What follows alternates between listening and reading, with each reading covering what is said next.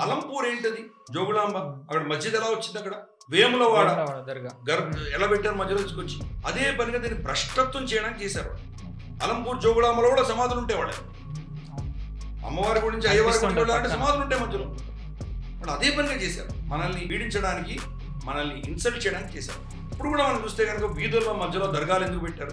వాళ్ళ సమాధులు ఎందుకు పెట్టారు వాళ్ళు? ఇస్లాంలో అది పర్మిటెడ్ కాదు. ఇస్లాంలో, ఇస్లాం మతంలోనే షిర్క్ అంటారు. షిర్క్ అంటే కనుక ఒక వస్తువుని ఏది పూజ చేయకూడదు. వస్తువు అన్నది పూజకి అర్హత లేదు. ఒక అల్లా మాత్రమే పూజించాలి. ఈవెన్ ప్రాఫెట్ మహమ్మద్ని కూడా పూజించకూడదు. అది కూడా వ్యక్తే, ప్రవక్త మాత్రమే. అల్లాని మాత్రమే పూజ చేయాలి.